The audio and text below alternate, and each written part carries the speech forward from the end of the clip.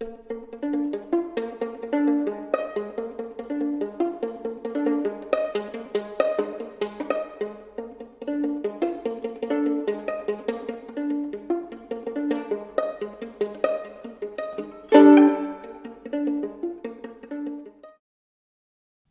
true crime friends. Welcome back to another episode of True Crime in Academia. I am your host, Mary DePippi.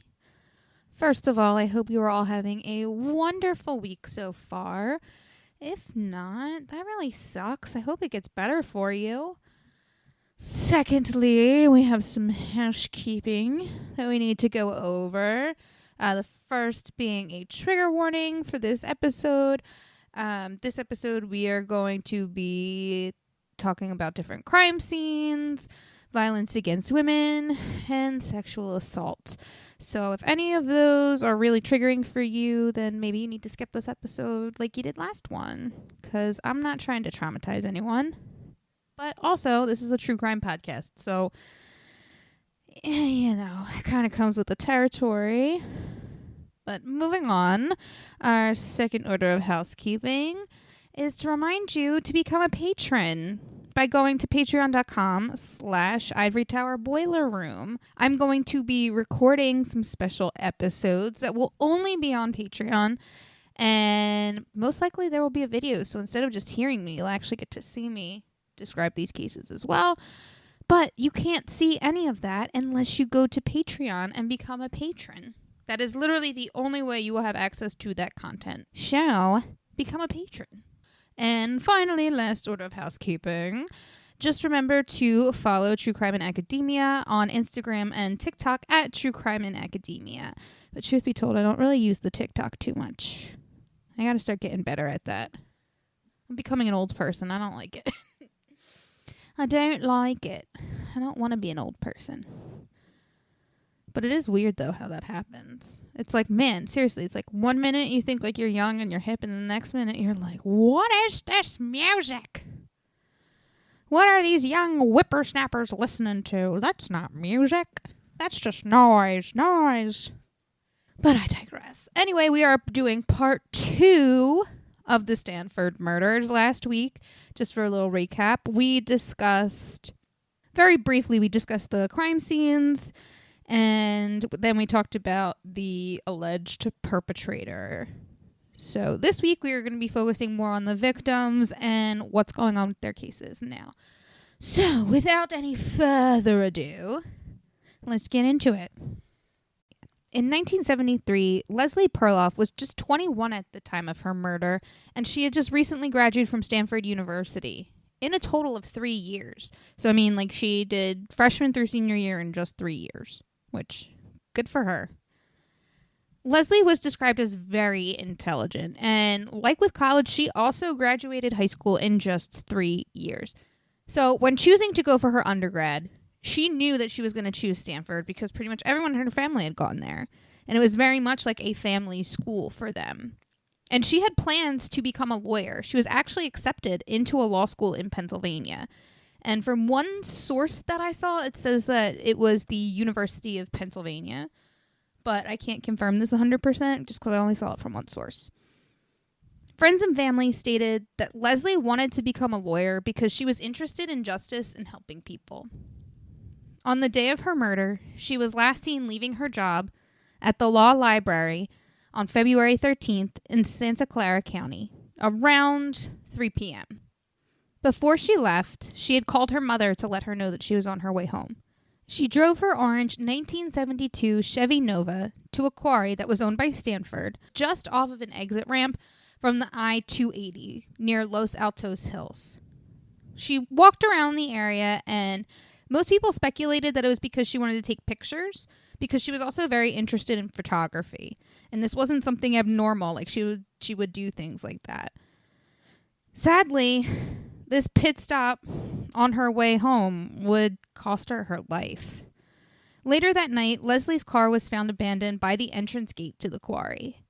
Now, I know that her mother was very worried, but I don't know when or if she was the one to have contacted the police to report Leslie missing. And I'm also not sure if they were looking for her at the time that they found her car. So, we have some unknowns. Most times for missing persons, they want you to wait 24 to 48 hours. So, if you remember the Tammy Zawicki case, they had found her car and marked it as abandoned before they even were able to file her missing. Which, again, if you find a car with no owner, whatever. Anyway, so, again, I'm not sure what exactly occurred, but anyway, they found her car that night. 3 days later, her body was found under an oak tree just west of where her car was found. Now, I'm not an explorer, but I understand where west is, but as far as this description for how far away her body was from the car, I'm not sure. West does not tell me where. Was this west a few feet? Was this west, a mile? Don't know. But apparently, according to these sources, it seems to have been fairly close to her car. But again, I can't give you an exact location. It was reported that Leslie was carrying a purse with her at the time of her disappearance and murder, but it was never recovered. The autopsy concluded that the cause of death was ligature strangulation, and that it could have possibly been done with her own scarf. The coroner, Dr. Richard Manson, found that Leslie had fought back, and fought back hard. He was able to recover DNA from all 10 of her fingernails. He also concluded that her body bore telltale signs of prolonged, brutal torture. She had been beaten so badly that both of her eyes were swollen shut, and she had sustained a broken nose. He had also discovered that her underwear and stockings had been shoved down her throat. Eyewitnesses state that they saw a blonde man near her car sometimes before her disappearance or murder, but it doesn't seem like anyone was able to get an exact ID, and I'm not sure how far along they were with sketches. As far as this case is concerned, I have not seen or heard that there was a sketch done from the eyewitnesses that saw this man, so most likely they didn't have one. And who knows? If they were driving by, it's hard to know what exactly a person looks like. You can give general details, but you're not able to really, especially, like I said, when you're driving, or if these eyewitnesses were driving, they wouldn't have paid attention or really would have had the time to really take an inventory of, an exact description of this man. And the fact that they were able to point out that he was blonde, I think, is pretty impressive in and of itself. But, again, not the most promising lead, but a lead nonetheless. Sadly, no funeral was held for Leslie, and Leslie's sister said that her mother had a really hard time dealing with Leslie's death. She had actually said that Leslie's mom threw out everything of Leslie's, or that was how hard of a time she was having dealing with the fact that her daughter was dead, which was really sad, And I'm not, some people might think that that's a little sketchy. Why are you throwing everything out? Did you really care about your daughter? Why didn't you have a funeral? And to that I say we all handle grief and trauma differently. And I think that avoidance is a fairly strong reaction to a trauma like that. In my mind, though, I read that as less suspicious or hateful or weird, instead saw a mother who kind of doesn't want to accept the fact that their child is dead. And therefore, if you don't have anything of theirs and if you don't have a funeral, then it didn't happen. So, yeah. A year later, the body of another young woman was found. Janet Taylor. Janet Taylor was the daughter of Chuck Taylor, who was Stanford's football coach and athletic director at the time, which, for those of you who don't know, and to be honest, I really didn't know either, that's a huge, huge deal. So he was a big man on campus. Everyone knew him. And honestly, I kind of heard the name before, but I think that was for other reasons, not because of that. But anyway, he was just a big dude on campus, basically. Now, Janet didn't attend Stanford. Instead, she attended Canada College, which there's a weird accent on the name, so I'm not sure if I'm pronouncing that right, but I think it is just Canada College. Anyway, she went there, and she lived with her boyfriend in this town called Honda, which I'm not sure if I pronounced that right, but that's how it looks like it's pronounced. She worked in an office close to where Leslie's body and car were found. on March 24th, 1975, Janet was dropped off at Stanford to have dinner with some friends. She left around 7, and instead of accepting a ride home from one of her friends, Janet decided that she was just going to hitchhike the 15 miles back home. Sadly, Janet never made it home. Now, I know what you all are thinking. She's insane. Why would she do that? Blah, blah, blah, blah, blah. I get it. But during this time, hitchhiking was not nearly as dangerous, or at least not thought to be as dangerous as it is today. And, you know, it was more common than people would expect. But sadly for Janet, this was not the case. It was not so safe. The next morning, a truck driver named Ernesto Evangelo found Janet's lifeless body while on his morning milk delivery route, which was on Sand Hill Road, and it's actually the same area where Leslie was found. And surprise, surprise, it's also Stanford property. Her purse was also missing and never recovered. The autopsy concluded that Janet had been strangled with her own sweater due to the impressions left on her neck by the turtleneck that she was wearing. Her face had been badly beaten. It was undetermined if she had been raped, but forensics found DNA in the form of sperm fragments on the inside and outside of her pants. Like Leslie, Janet fought back, and it was stated that she had a brown belt in karate, so she knew what she was doing. It was also discovered that she had been beaten so badly that the sleeve of the shirt that she was wearing underneath her turtleneck sweater was ripped. Sadly, her live-in boyfriend was called in to identify her body. Both Leslie and Janet's murders would go unsolved for 45 years. So I actually had a similar experience to Mr. Ernesto Evangelo over here. I was driving home from my boyfriend's house one night, late at night. Like, I want to say it's probably 12:45-ish, 12:30. I say I'm a night owl, so I don't usually go to bed until like 1 o'clock, 1:30. So, you know, it's just on my way home as usual. And, I could be smarter and take different routes to his house every time, because that would, make it harder for someone to track me. But I don't. So I drive the same roads every day to and from his house. And when I was driving home, like I said, I noticed something strange. I saw this black thing, and there, like, in that area in particular, there are a bunch of, like, black trash cans. And so I just thought it was, like, one of those that got knocked over. And as I'm getting closer, I'm like, no, that looks more like a bicycle. But then I was like, why would someone just dump their bike there? Unless, something was going on, right?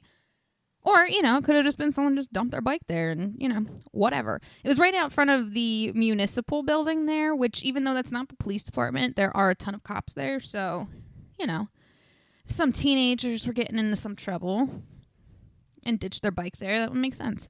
But anyway, that wasn't the case, because as I was driving by, there was a body next to it. Yes. Not a dead body, thank God. But immediately I just called 911 and I was like, I literally just drove by the municipal building and there's a bike and a person's body there. So thankfully the man was okay. It seemed like it was a hit and run, sadly.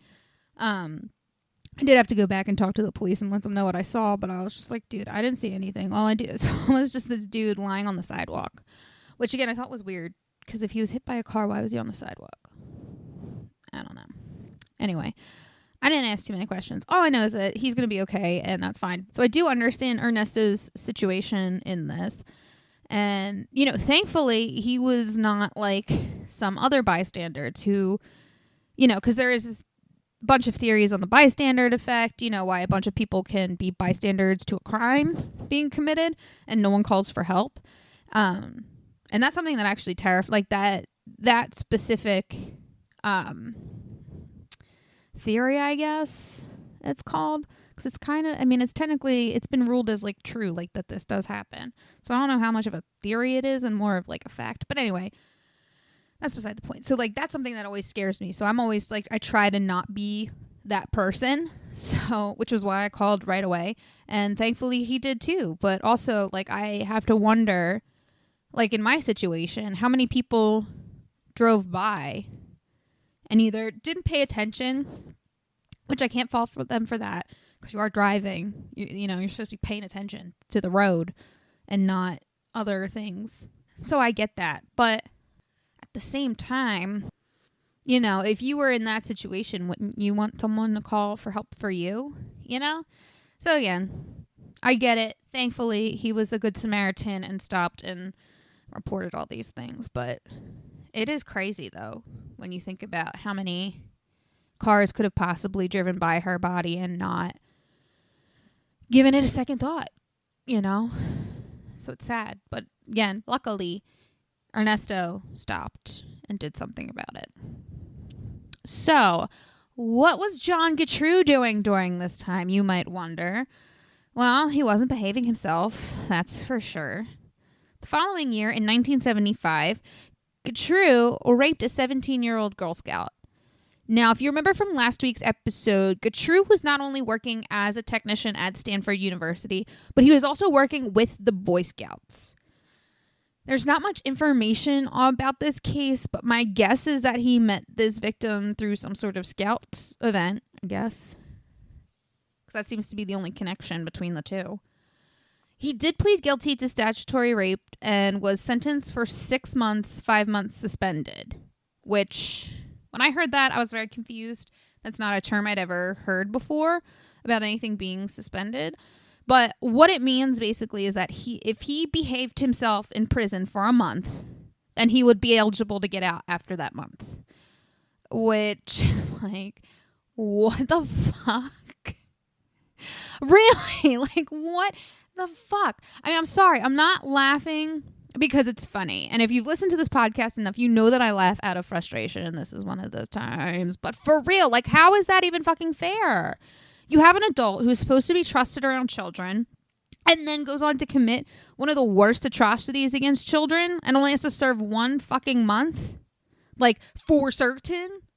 Because, you know, if he didn't behave himself, he would have been there for the other 5. But still, I mean, even when you think of that, that is still an insanely short amount of time for a grown-ass man, because he was in, like, his 30s at the time, to have to serve for raping a 17-year-old. You know? And I don't know if, like, the Boy Scouts let him go after that, because they should have if they didn't. And, you know, there's no evidence to say that this was, like, a quote-unquote consensual sexual relationship. But I have a strong feeling that it wasn't. I mean, given his track record, it's not like he's been doing such a great job with consent here. You know, and then you have the accusations from his stepdaughter. I mean, John Gautreaux is not the type of man who just asks for sex and then takes the answer. From what we've seen, he is someone who will use whatever force or whatever violence he feels necessary in order to get sex. Hey, true crime friends. You've heard me talk about my amazing friend Mandy before. She makes the best crochet, pre-cut, and custom home decor for reasonable prices. If you're looking for a one-of-a-kind gift or some new decor to add some new life into your home, look no further. Mandy has got you. I have quite a few items from her, ranging from a crocheted headband to Halloween decor items to my amazing and adorable Coraline ornament. If you guys haven't noticed, I'm like obsessed with Coraline, and I just love how Mandy makes it. She's also made me a Coraline doll that sits next to all of my true crime books. To order, just slide in her DMs on Facebook and Instagram at Mandy Made It. That's MANDEE Made It on Facebook and Instagram. Once again, go to Mandy Made It on Facebook and Instagram, send her a DM, and order today. Look, Bumble knows you're exhausted by dating. All the, must not take yourself too seriously, and 6'1" since that matters, and what do I even say other than, hey? Well, that's why they're introducing an all-new Bumble, with exciting features to make compatibility easier, starting the chat better, and dating safer. They've changed, so you don't have to. Download the new Bumble now. Now, shockingly, after his divorce, he was able to remarry in 1978. Yeah. Someone actually found him, like, desirable enough to marry. Thankfully, she didn't have a daughter, though. The two of them did go on to have children together, specifically a son, which we will talk about him a little bit later. But according to his son, he said that his father raised him to be kind, to respect women, and to understand that no means no. Which, it's definitely a case of do as I say, not as I do, right? Fucking hate that shit. And the couple actually remained married until her death in 2003. So, I mean, till death do them part, literally. Which, again, shocking. And again, it's always shocking to me to see, like, how... Because it doesn't seem like there were really any more crimes that he committed after this point. And it's just weird, because, like, same thing with certain other serial killers who kind of stop at a certain point, because the notion used to be that serial killers were either going to stop when they're dead or stop when they've been caught. And there wasn't a lot of research done into, you know, just when serial killers kind of just stopped. You know, there was never anything looked into about that because they didn't think it was possible, but it is. So I just thought it was interesting that, you know, his crimes kind of stop around this time. You know, now that he's a respectable family man again. It's strange. In 2018, the evidence from Leslie Perloff's case was sent to Parabon Nano Labs in Reston, Virginia. Officers hoped that the DNA would be a match to a man named Stephen Crawford, who allegedly killed a woman named Arliss Perry, which that was a huge case back then, and they were really trying to get that one closed. And they'd had, obviously, the suspect, Stephen Crawford, and they thought that Leslie's DNA, or the DNA found under Leslie's fingernails that they had, was going to be a match to this guy, and it wasn't, obviously. Now, genetic genealogist Cece Moore tested the DNA and was able to build a family tree that led her to John Gattru. Now, I'm not going to go in too much about genetic genealogy, or forensic genetic genealogy, even though that's technically not a thing, but this has been used in cases before. I'm sure you guys have seen it on crime shows. Basically what they do is they take the DNA from the sample and they try to find relatives of that person, which allows them to, you know, make this family tree and then eventually find these people, which, again, is very fascinating. But, I mean, there can also be room for error, things like that. It's definitely one of the more newer sciences that we're, you know, using to try and figure out and trying to find these serial killers who kind of just vanish off the face of the earth.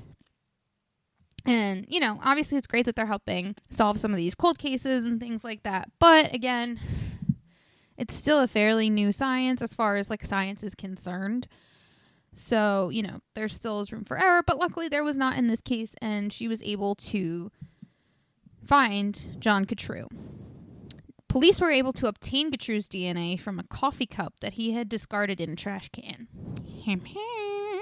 Something you see literally out of a true crime or a crime show, right? It's like the police are stalking the dude, just waiting. Or it's like when they're in the in the interrogation room and they're like, "Oh, here's a glass of water." That's how they get you, people. That's how they get you. But yeah, it felt very much like a crime show. I could just picture officers waiting around the corner or in a car watching him. It's like the second he drops that cup, they're like, "Go, go, go!" You know, to get the cup. But, you know, I still think that's cool that they were able to do that. Now, this discovery led to the testing of the DNA left in Janet's case, which was also a match. San Mateo Sheriff's Office thankfully collaborated with Santa Clara's police department, and they were able to establish this connection between the two cases. This was all possible because of the police handling both cases at the crime scenes actually preserved evidence properly.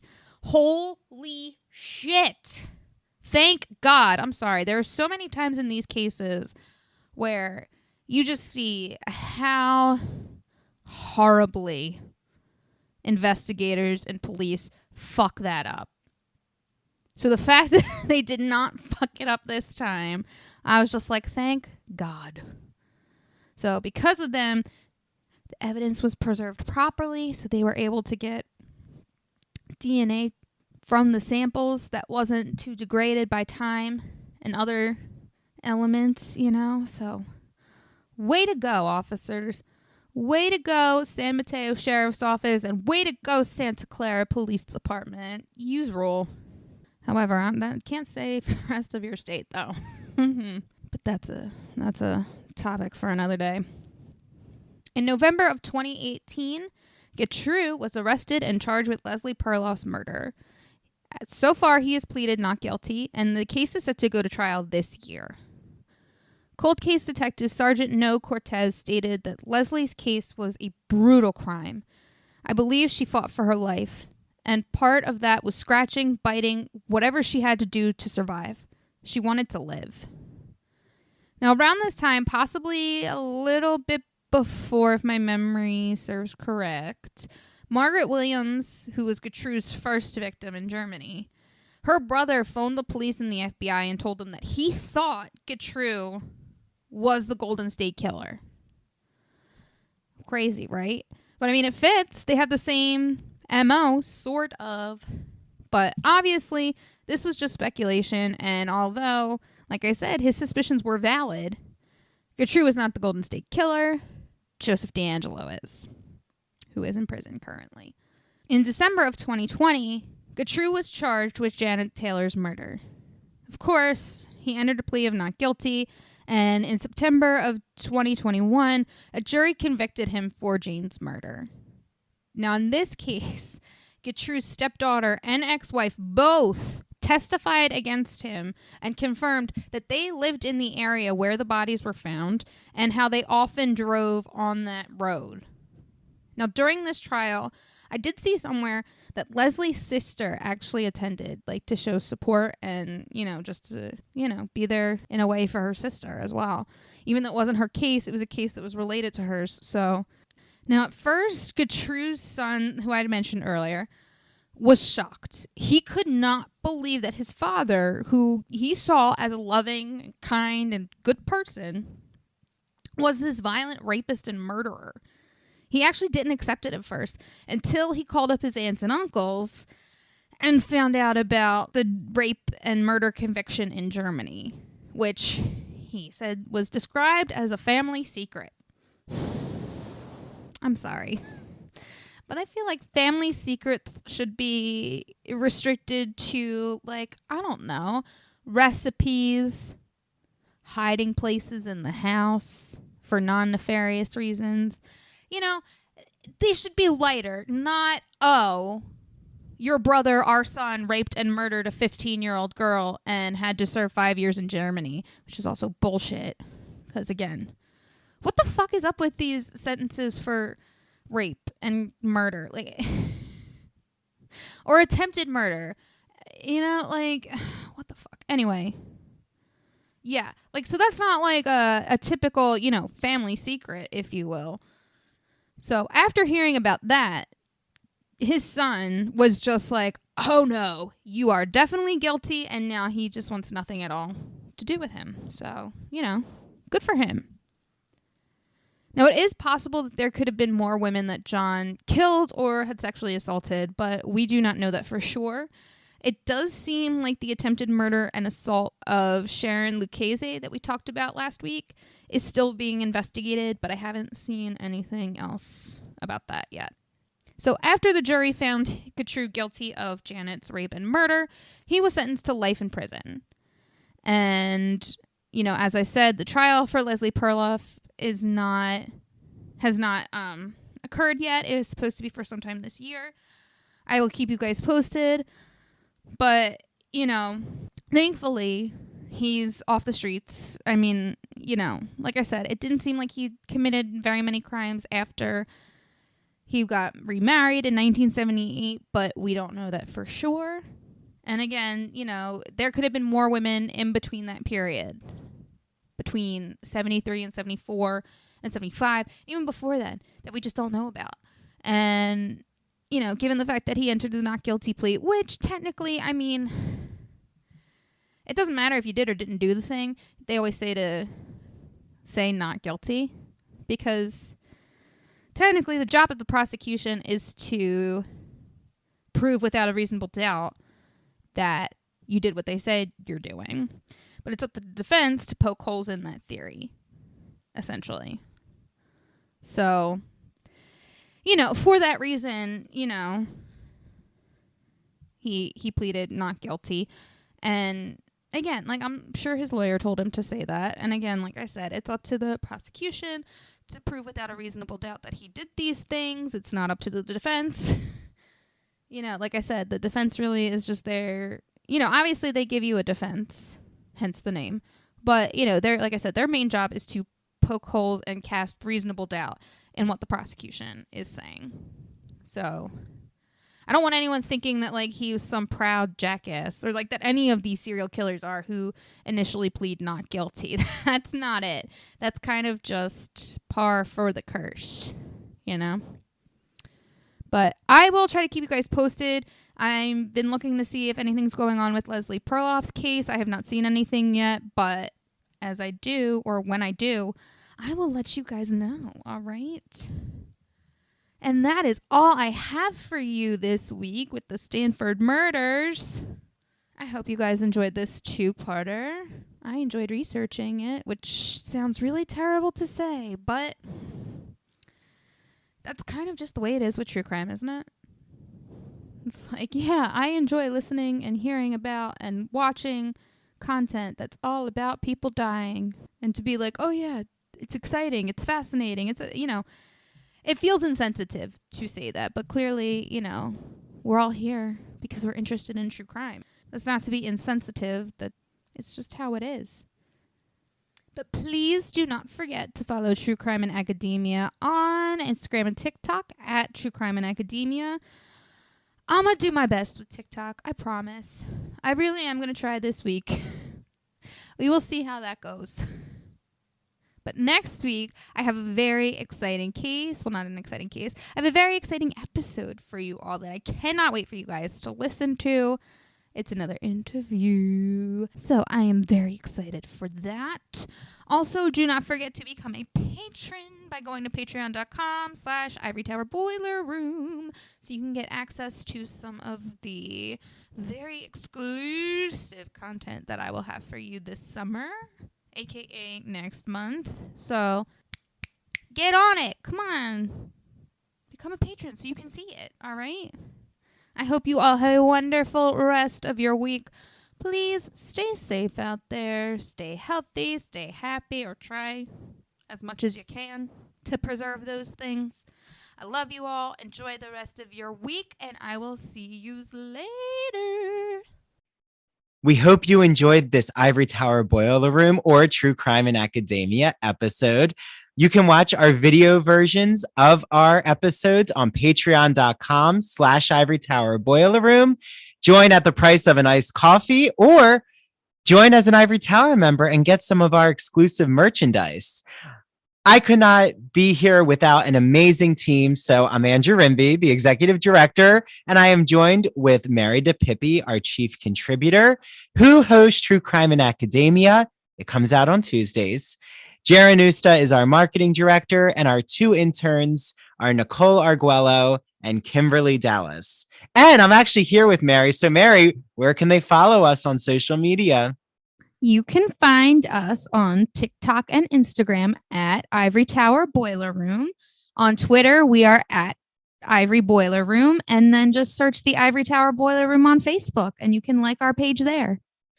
Wonderful. And Mary and I and the whole team hope you all are healthy and happy. And we can't wait to join you and have you all join us in the Ivory Tower Boiler Room next week. Bye, everyone. Bye.